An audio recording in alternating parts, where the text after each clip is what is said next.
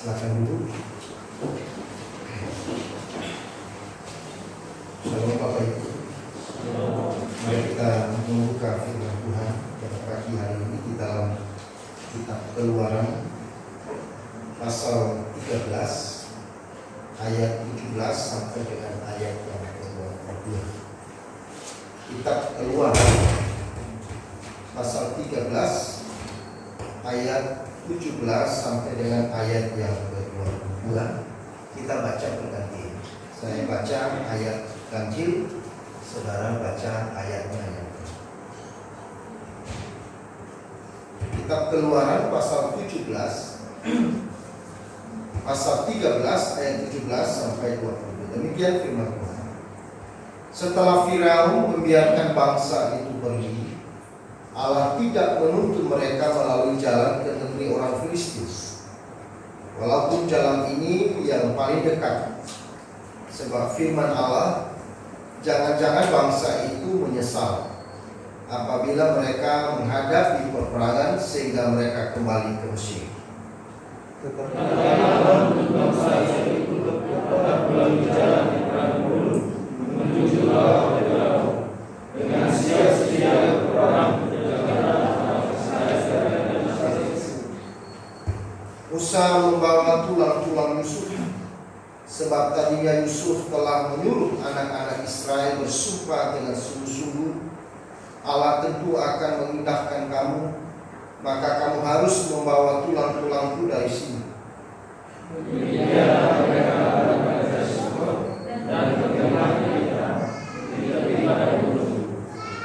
Tuhan berjalan di depan mereka pada siang hari dan tiang awan untuk menuntun mereka di jalan, dan pada waktu malam dalam tiang api untuk menarik mereka, sehingga mereka dapat berjalan siang dan malam.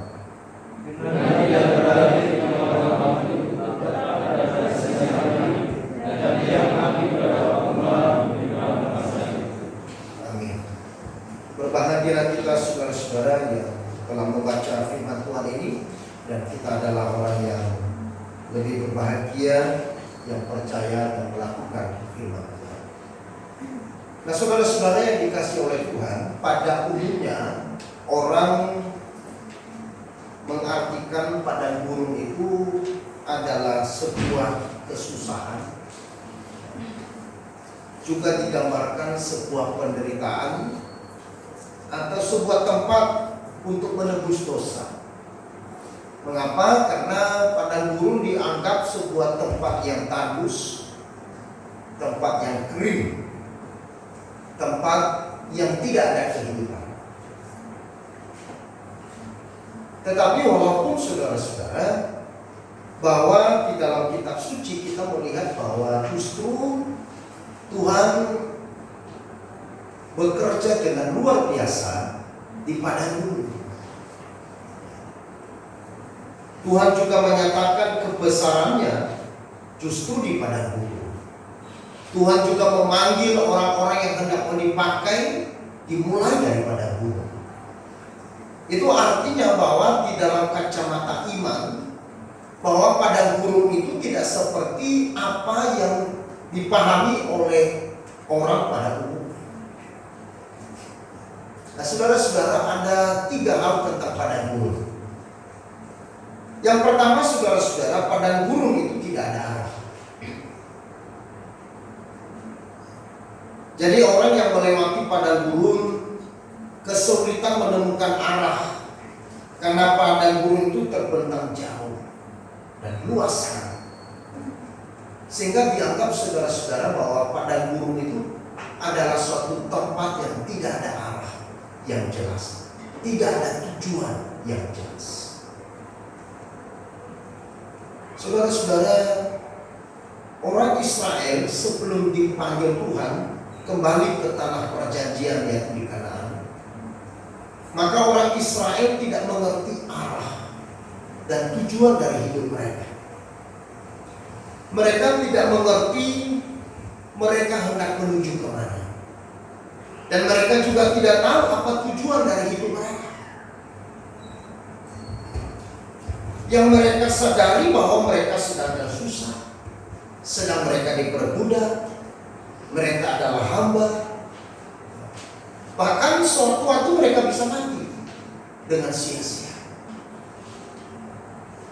Itulah sebabnya Tuhan memanggil hamba Tuhan yang bernama Musa untuk kembali ke Mesir, membawa orang Israel kembali ke tanah perjanjian yang sudah dijanjikan Allah sebelumnya kepada nenek moyang mereka, supaya umat Israel yang lahir di Mesir, yang tinggal di Mesir kurang lebih 430 tahun, mereka mengerti tujuan dari hidup mereka.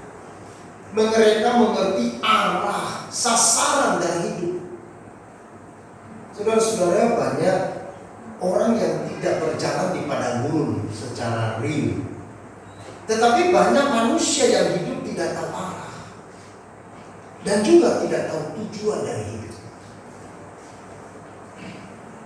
Saudara-saudara, tadi malam kami ada Bible studi remaja. Dan saya tidak menduga bahwa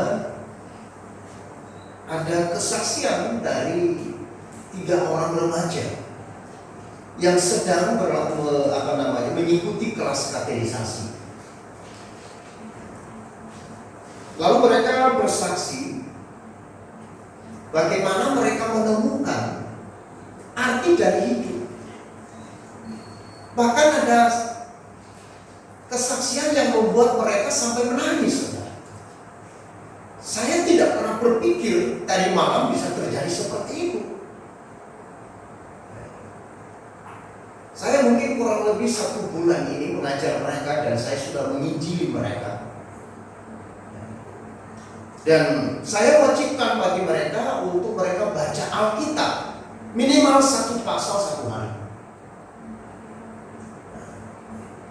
Mereka bersaksi begini. Tadinya saya berpikir baca Alkitab itu membosankan, baca Alkitab itu melelahkan. Tetapi akhirnya mereka justru bersaksi dengan sangat terharu. Mereka menikmati. Nah, saudara-saudara, tadi malam saya pulang, saya masuk kamar dan berdoa, terima kasih bahwa tiap Rabu jam 4 anak-anak ini belajar. Bahkan ada 1 anak yang bersaksi, sebelum saya ikut kelas katekisasi, saya tanya kira-kira berapa jam kelas katekisasinya, dan dia mendapatkan info kurang lebih 30 menit saja. Tapi ternyata 2 jam. Hari pertama itu cukup melelahkan. Tapi ternyata setelah itu dia katakan, sekarang saya tidak ngantuk. Saya tidak tahu kenapa. Dan mereka bersaksi kepada teman-teman, kepada adik-adik mereka yang masih belum mengikuti kelas katekisasi. Bahkan dari mulut mereka, saudara-saudara, mereka berkata, tolong kalian harus baca Alkitab. Ada sesuatu yang berbeda.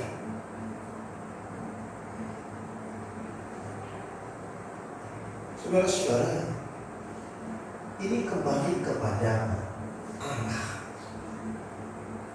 Kalau manusia hidup tidak tahu arah, tidak tahu tujuan dari hidup, ini yang membuat saudara-saudara hidup ini berputar-putar.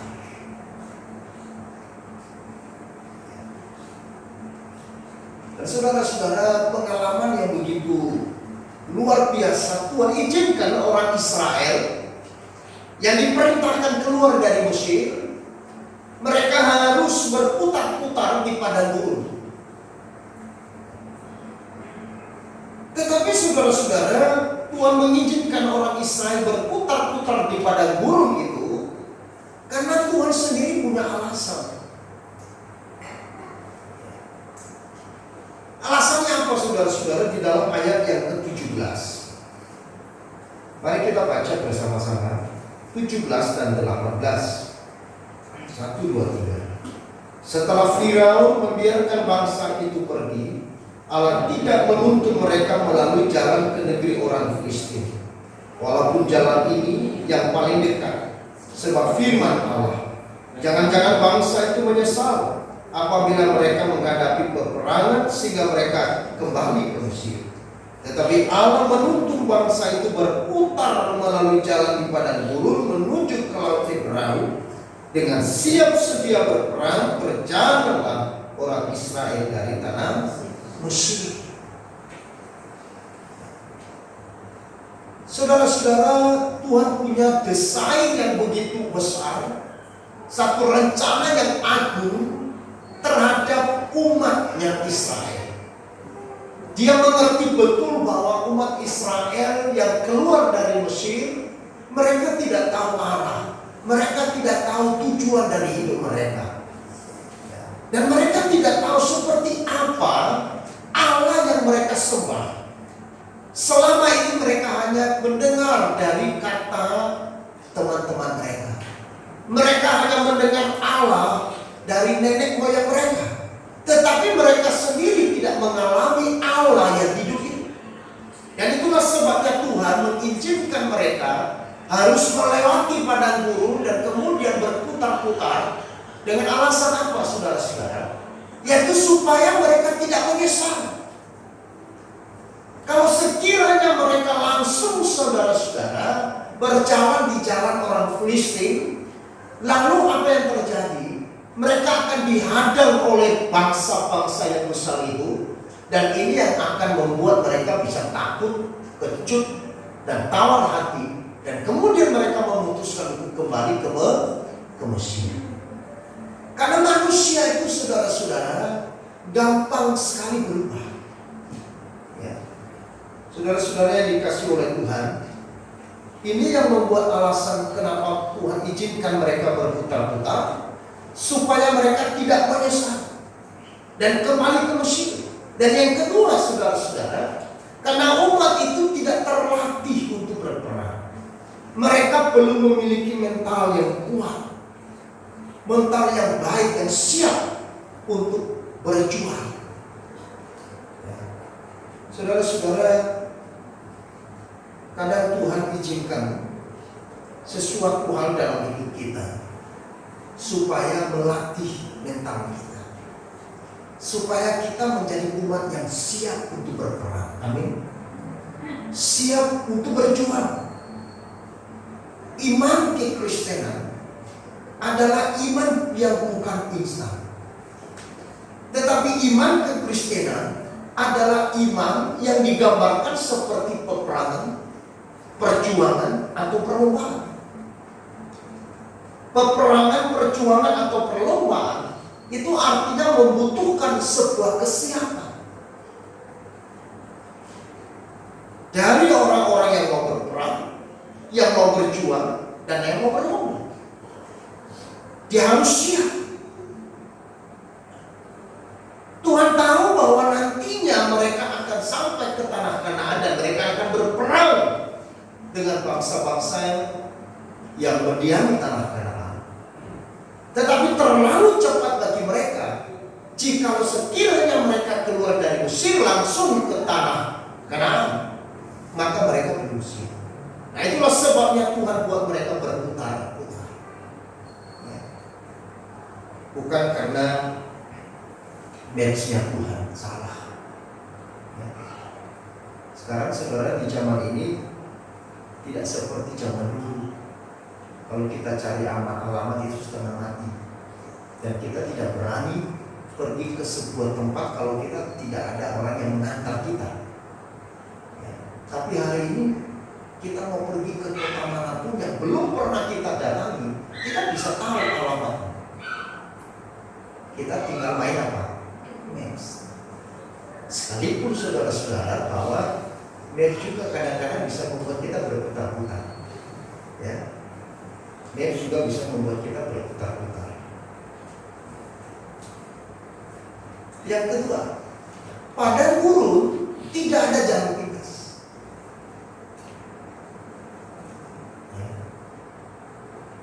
Manusia pada umumnya suka jalan yang pintas. yang instan dan tidak menyukai proses. Kita harus akui hal ini. Jalan hidup orang percaya di dunia ini, Tuhan tidak janjikan jalan yang pintas atau jalan tol.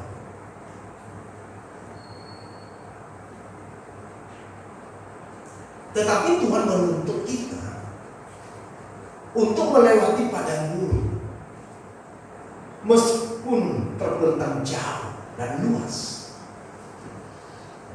Supaya apa, saudara? Supaya di dalamnya kita terlatih untuk menjadi umat yang taat dan setia. Ketaatan dan kesetiaan kita kadang-kadang terlatih karena tidak ada jalan pintas. Kalau saudara sedang berurusan terhadap sesuatu, gampang masuk, itu biasanya kita ke depannya itu sulit dan tidak terlatih untuk sabar. Kalau biasanya kita hidup instan, kita ngurus sesuatu gampang, kita bisa jalan belakang, kita bisa lewati jalan pintas. Pada suatu hari kita lewati padang gurun, kita akan menjadi tidak setia. Jadi padang gurun, saudara-saudara, kadang-kadang dipakai Tuhan untuk melatih kita menjadi orang yang taat dan menjadi orang yang setia. Karena ketaatan dan kesetiaan adalah hasil dari sebuah perjuangan dan pengorbanan. Di dalam Tuhan menyelamatkan saudara dan saya, Yesus tidak mengambil jalan pintas. Tetapi Yesus harus melalui proses yang dipertetapkan oleh Allah Tritunggal di dalam sebuah rencana keselamatan untuk manusia. Yesus yang adalah Allah tidak serta-merta, saudara-saudara, dia mengambil jalan yang mudah untuk menyelamatkan. Waktu saya kecil, saya berpikir, kenapa harus Yesus mati? Dia kan Tuhan. Lalu guru sekolah minggu saya berkata, karena dia mau menebus dosa kita. Lalu kemudian saya katakan waktu itu di dalam hati saya, nah kalau dia Tuhan, mau menebus dosa kita, bukankah cukup di surga dia berkata, dosamu sudah diampuni? Karena dia adalah Allah yang benar, Allah yang berkuasa. Tapi mengapa harus mengikuti proses? Dan proses keselamatan itu adalah satu proses yang panjang. Dimulai dari Taman Eden. Tuhan memberikan konfirmasi kepada manusia bahwa nanti melalui keturunan seorang perempuan akan ada seorang anak laki-laki yang akan merembukan dan menghancurkan kepala si iblis. Lalu kemudian dikonfirmasi kepada Abraham melalui sebuah tipologi. Abraham mempersembahkan anaknya yang tunggal. Dan kemudian Tuhan memberikan pengganti, yaitu anak domba yang tidak bercacat. Terus lagi pada zaman Musa, Tuhan memberikan konfirmasi dan sekaligus tipologi dari Kristus yang akan mati di atas kayu salib. Melalui Musa meninggikan ular tembaga, sehingga orang siapa yang percaya dan melihat kepada ular tembaga, dia akan hidup walaupun dia sudah digigit oleh ular. Di zaman Yesaya dia harus menubuatkan sampai akhirnya penggenapan itu terjadi di kota Betlehem Efrata. Anak domba Allah dilahirkan di kandang domba, dibaringkan di dalam palungan, dan kemudian tidak serta-merta langsung dia gede. Bisa nggak Tuhan langsung turun menjadi manusia, langsung sempurna menjadi manusia? Saya pikir bisa, karena dia adalah Tuhan anak maha kuasa, maha bisa. Dia harus mengikuti proses seperti manusia. Sehingga saudara-saudara dia tidak dikatakan 50% manusia, 50% Allah. Dia harus 100% manusia, 100% Allah. Kalau dia 50% manusia, berarti penebusan bagi manusia itu berarti hanya 50%. Maka itulah sebenarnya Kristus menjadi tebusan yang 100% melalui apa? Mengikuti proses hidupnya manusia 100%. Dia dikandung bukan hanya 6 bulan sudah lahir. Dikandung 9 bulan benar. Tidak prematur.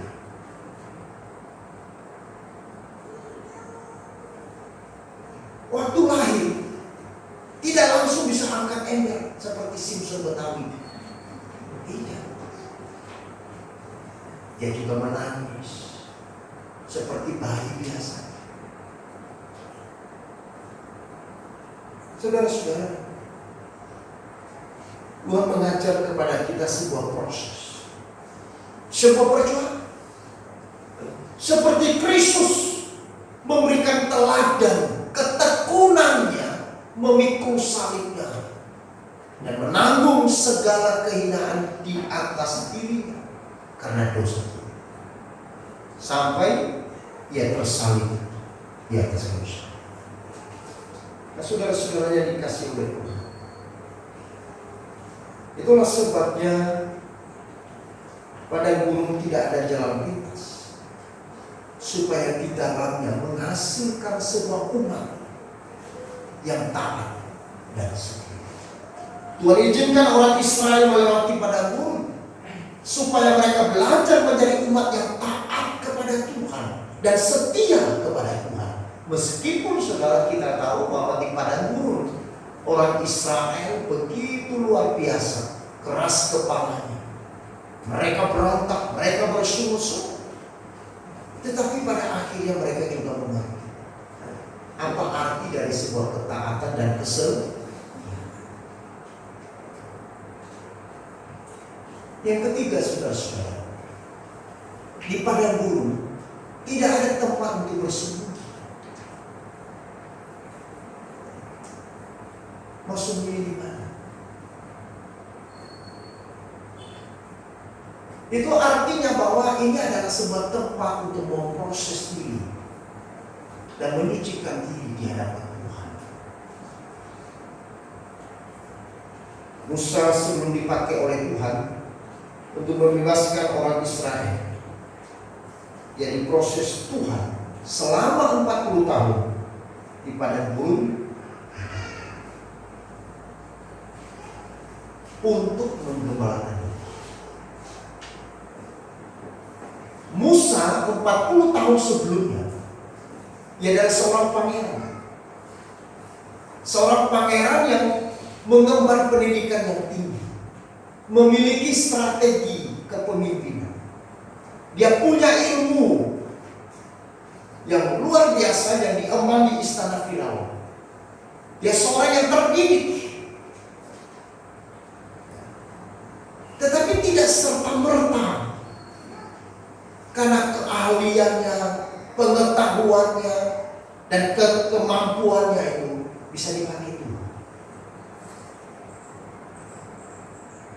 Tuhan harus mendidik Musa menjadi orang yang rendah hati dan lembut hati. Musa sebelumnya adalah orang yang punya karakter yang keras. Dia seorang yang emosional, seorang yang tidak sabar. Dan terbukti saudara-saudara, sebelum dia melarikan diri kepada dunia, dia membunuh seorang tentara musuh karena sedang menganiaya kepada umat Israel. Maka dengan gagah perkasa Musa memukul orang itu sampai mati. Ini berarti Musa ini bukan orang biasa. Dia bukan orang biasa. Dia adalah seorang yang terlatih untuk berperang. Dia belajar bagaimana strategi berperang. Dia belajar mengenai ilmu kepemimpinan. Dia punya pengetahuan yang tinggi. Tetapi di hadapan Tuhan, dia harus perlu diproses agar dia menjadi seorang yang rendah hati. Tuhan proses dia 40 tahun. 40 tahun dia di Mesir sebagai seorang pangeran di istana Firaun, dan 40 tahun dia belajar menjadi seorang yang tidak ada apa-apa. Dan pada saat Tuhan memanggil dia Musa telah dibentuk menjadi seorang yang lemah. Musa telah menjadi orang yang berubah menjadi seorang yang memiliki karakter yang begitu rendah. Tidak seperti 40 tahun sebelumnya. Jadi kadang-kadang saudara-saudara, padang gurun itu adalah satu proses yang murni bagi orang percaya. Amin. Padang gurun kadang-kadang menjadi satu proses yang membentuk kita menjadi umat yang bergantung sepenuhnya kepada Tuhan, bersandar sepenuhnya kepada Tuhan. Di padang gurun Midian, Musa tidak punya fasilitas seperti waktu dia di istana Firaun. Di padang gurun Midian, Musa kehilangan segala-galanya dan dia tidak punya apa-apa lagi. Karena Musa sedang dilatih Tuhan menjadi seorang yang hanya bersandar, bergantung kepada Tuhan. Saudara-saudara, kadang padang gurun bisa hadir di dalam hidup orang percaya. Tidak serta-merta itu sebuah hubungan, tetapi kadang itu dipakai sebuah tempat untuk memproses hidup kita, membentuk hidup kita untuk menjadi serupa dengan Kristus. Nah, saudara-saudara yang dikasihi oleh Tuhan, di padang gurun kita boleh tenang. Kenapa? Karena ada jaminan dari penyertaan Tuhan, yaitu tiang awan dan tiang api. Walaupun saudara, sebagian besar umat Israel yang melintasi pada gurun waktu itu, mereka tidak mengerti betul. Mereka tidak memahami akan kehadiran Tuhan yang secara nyata kepada mereka. Tetapi kalau saya boleh berkata, sebenarnya kehadiran Tuhan itu sungguh-sungguh nyata dan sungguh-sungguh real, dengan dibuktikan adanya tiang awan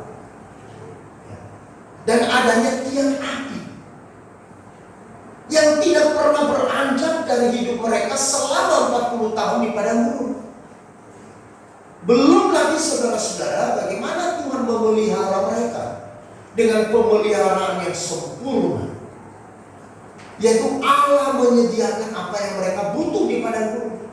Padang gurun tadi saya katakan di awal adalah gambaran dari tandus, kekeringan, tidak ada air, tidak ada makanan dan sebagainya. Tetapi luar biasa, mereka melewati padang gurun. Justru di sana umat Israel dipelihara dengan makanan yang begitu bergizi. Mereka dikenyangkan oleh Tuhan. Tidak ada hari di mana mereka tidak menikmati berkat Tuhan. Setiap pagi mereka melihat penyertaan dan berkat Tuhan hadir dalam hidup mereka. Tetapi anehnya, mereka tetap bersuka-suka. Saya pikir ini adalah natur manusia berdosa. Bukan hanya terjadi pada umat Israel, kadang itu terjadi pada saya dan saudara mungkin. Belum lama kita mengalami pertolongan Tuhan, belum lama kita mengalami Tuhan hadir di dalam pergumulan kita, kita langsung berubah dan kemudian mulai mempertanyakan Tuhan. Apakah Tuhan tetap sama? Apakah Tuhan tetap hadir? Seringkali kita meragukan kuasa dan penyertaan Tuhan karena kita berfokus pada situasi dan kondisi hari ini. Makanya di dalam firman Tuhan seringkali ada ayat yang begitu banyak. Saudara nanti bisa search. Dia katakan apa? Ingatlah kebaikan Tuhan. Ingatlah kasih setia Tuhan. Ingatlah bagaimana Tuhan memelihara. Kepada umat Israel yang sudah sampai di Kanaan, Yosua juga mengulang-ulang kalimat yang sama. Ingatlah tentang kebaikan dan kasih setia Tuhan yang telah dilakukan dahulu kepada nenek moyang, yang membawa engkau keluar dari Mesir, yang menyeberangkan engkau di lautan Perahu, yang memeliharamu di padang gurun, dan yang memberi engkau kemenangan terhadap bangsa-bangsa yang berperang denganmu. Jangan sekali-kali meninggalkan Tuhan. Saudara-saudara, kalau saudara mungkin bersaksi dan kemudian melihat ke belakang, saya yakin saudara-saudara tidak cukup waktu untuk saudara menceritakan kebaikan Tuhan. Amin. Tidak cukup waktu kita bersaksi bagaimana Tuhan menolong kita di masa yang lalu, di waktu yang lalu. Kita melihat bagaimana Tuhan hadir, bagaimana Tuhan memelihara, bagaimana Tuhan memberikan jalan keluar di dalam kebuntuan yang sedang kita hadapi, dan Allah hadir di dalam.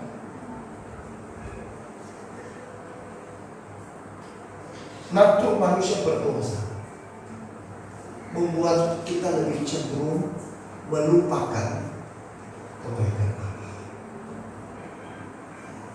Itulah sebabnya saudara-saudara, bahwa tiang awan dan tiang api itu adalah tanda penyertaan Tuhan bagi umat Israel yang sedang di padang gurun. Melalui kehadiran Tuhan yang ditandai dengan tiang awan dan tiang api, memberikan ketenangan seharusnya bagi umat Israel, karena Allah tidak jauh dari mereka, tetapi Allah ada di tengah-tengah mereka, berjalan di tengah-tengah mereka. Mereka bisa melihat dengan mata kepala sendiri bagaimana tiang awan itu selalu hadir setiap siang hari di tengah-tengah mereka. Satu peristiwa yang luar biasa. Kalau seandainya hari ini terjadi ada tiang awan yang besar, lalu kemudian saudara berjalan di sebuah jalan raya, dan di depan saudara ada tiang awan besar berjalan memimpin saudara. Saya pikir ini viral. Dunia akan geger. Dunia akan geger. Ada seorang yang sedang berjalan di jalan bypass, tiba-tiba datang tiang awan yang sangat besar, berjalan bersama-sama dengan orang ini. Orang Israel ini adalah sesuatu orang yang begitu istimewa saudara, karena mereka melihat hal-hal yang luar biasa. Saudara mungkin pernah ke Jakarta melihat akuarium yang besar, betul ya? Ada akuarium yang besar sekali. Tetapi saya mau katakan, pada zaman orang Israel menyeberangi Lautan Perahu, mereka melihat apa? Akuarium yang asli.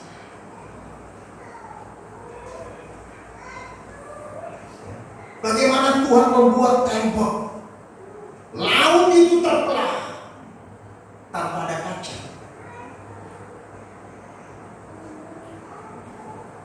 Ada satu video kecil itu yang sempat saya tonton mengenai orang Israel menyeberang Lautan Perahu. Saudara bisa search di Google atau di YouTube. Itu menarik sekali. Cuman di Alkitab kan tidak dijelaskan bagaimana kegembiraan mereka waktu itu. Meskipun juga mereka dalam ketakutan karena di belakang ada pasukan. Tetapi saya melihat bahwa anak-anak itu kan nggak peduli itu ada tentara dari belakang. Ya kan? Anak-anak yang melewati itu kira-kira mereka menikmati kegilaan yang luar biasa. Yang masih kecil-kecil, mereka bisa lihat ikan, bisa disentuh, karena bukan akuarium. Mereka langsung seperti tembok air, ini langsung air. Mungkin saja ada anak-anak atau mungkin anak pemuda yang terus-terus di lumba-lumba sambil jalan. Satu pemandangan yang luar biasa dan indah. Kalau suatu hari saudara melewati Gilimanuk lalu lautnya terbelah, apa mungkin saudara gampang melupakan peristiwa itu?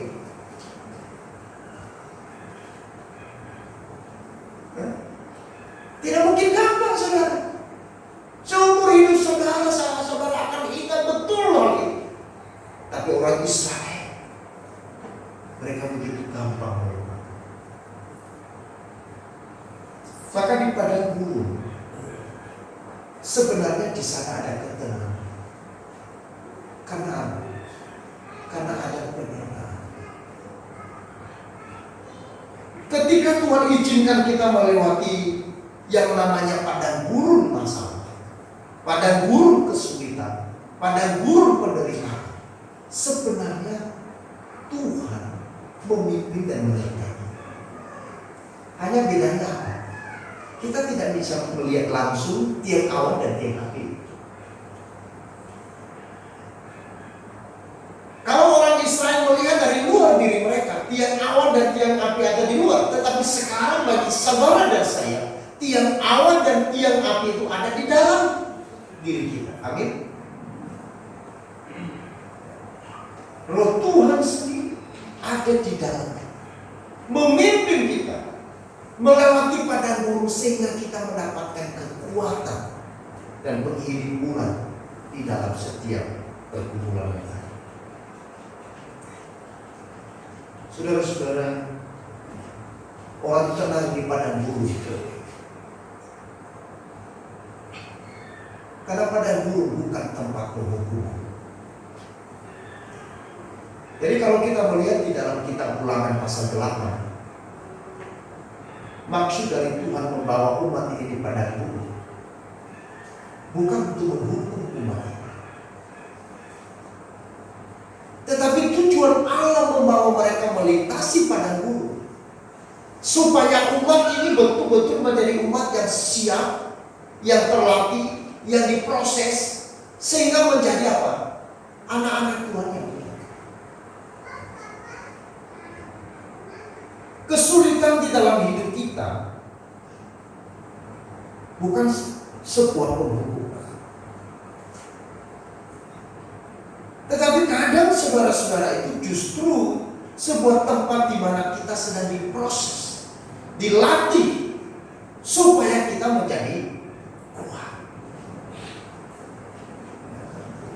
Orang yang kuat adalah orang yang dilatih. Pada Olimpiade kemarin Indonesia mendapatkan medali perak, ya. Angkat usia. Waktu dia diwawancarai, dia katakan bahwa sebelum Olimpiade dia terus tiap hari mengangkat beban. Dia terus angkat beban. Setiap hari dia harus angkat beban. Bukan sekali-kali. Latihan membentuk kita menjadi kuat. Latihan memang tidak gampang. Latihan itu memang capek. Latihan itu memang sakit. Tetapi latihan tanpa kita sadari sebenarnya sedang membentuk kita menjadi umatnya yang kuat. Amin. Saudara coba pikir, waktu kita menghadapi pergumulan dan kesukaran yang ada, walaupun mengikuti proses itu tidak mudah, tetapi sebenarnya di saat yang sama kita telah dibentuk di proses menjadi orang yang kuat menghadapi masalah. Tadi malam saya katakan kepada anak remaja, kalian berbahagia. Kalian sekarang sudah SMP, ada yang SMA. Itu di zaman yang enak lah.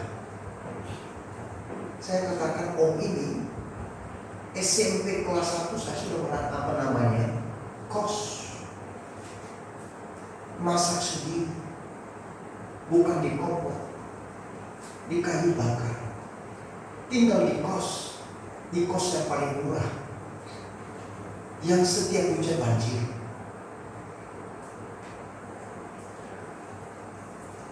Dan tidak ada dapur. Tiap kali saya memasak, kalau sudah musim hujan, kadang saya tidak bisa makan, karena beras yang saya masak itu tidak jadi nasi, karena kayu bakarnya itu basah.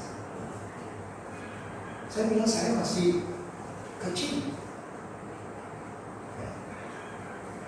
badan saya waktu itu masih kecil. Maka kalian bersyukur kalau sekarang kalian punya kesempatan untuk sekolah, maka jangan sia-siakan. Kenapa saya rela harus kos? Saya harus SMP di kota karena saya dari kampung. Karena saya berjanji sama mama saya, nanti saya akan juara. Kalau tidak juara, saya pulang kampung. Jadi walaupun susah, saya tetap belajar mati-matian.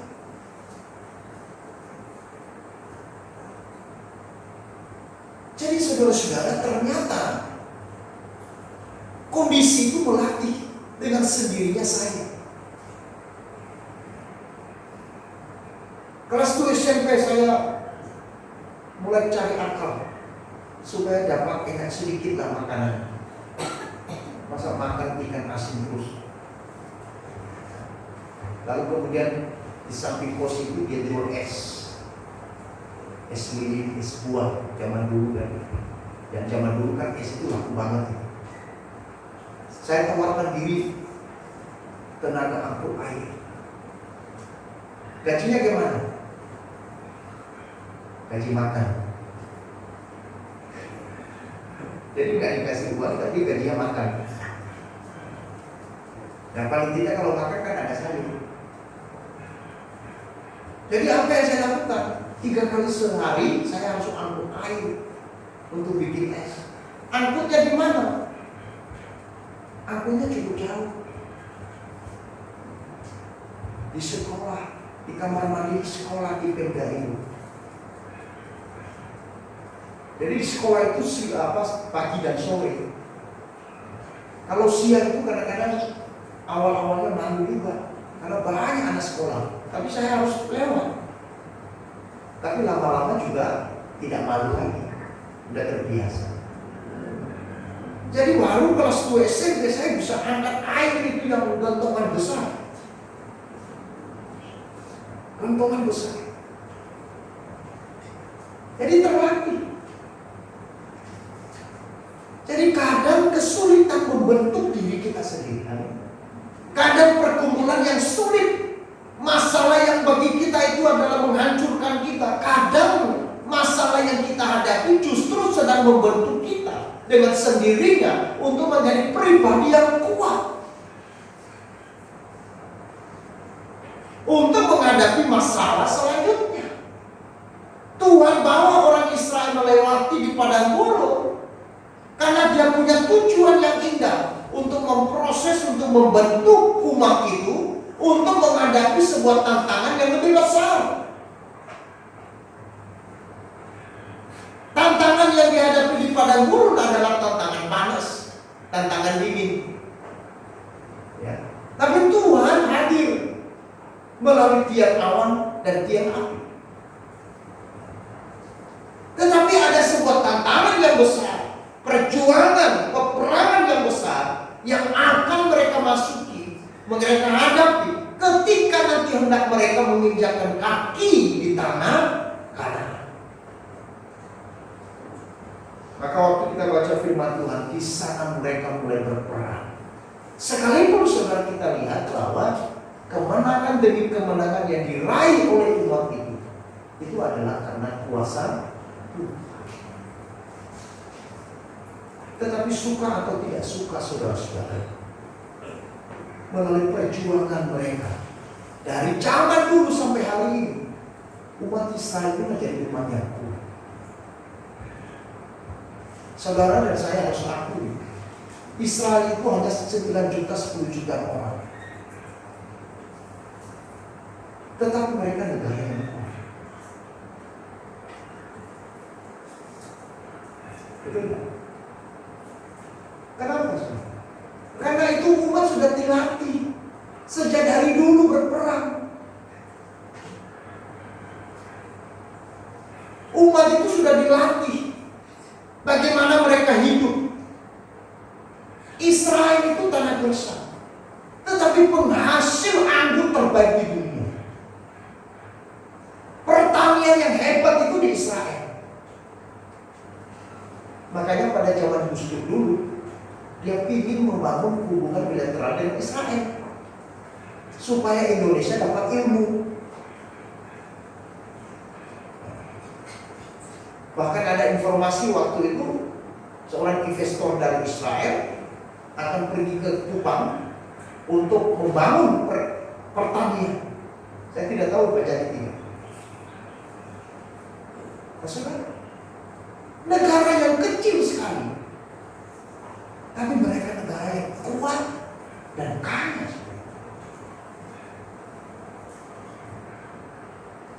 Karena mereka umat yang sudah terlatih, umat yang sudah diproses. Intelijen yang paling kuat di dunia ini siapa? Bukan FBI, Musa. Karena sudah dilatih oleh Musa dan Yosua menjadi pengintai-pengintai. Saudara-saudara, di dunia ini kan ada 4 musim. Kalau Indonesia 2 musim, kemarau dan hujan. Tapi kalau misalkan di luar negeri, mereka 4 musim. Orang Korea itu berkata begini, kami ini bekerja itu luar biasa sampai 24 jam karena tuntutan musim. Tuntutan musim kenapa? Karena kalau dia tidak bekerja dengan sungguh-sungguh di 4 bulan, maka nanti dia akan mati di musim dingin. Makanya orang Korea itu kalau bekerja itu luar biasa, jalannya cepat-cepat, dan mereka bekerja 24 jam. Teman saya Umar sudah tinggal di sana 2 tahun, dia mau lihat kerjanya luar biasa, lembur luar biasa. Kenapa? Nanti kalau sudah musim dingin, mereka sudah punya bekal. Orang yang tinggal di musim 2 itu biasanya beda. Kita di Indonesia itu musim 2, kita gak peduli mau musim hujan mau musim kemarau sama aja, ya kan?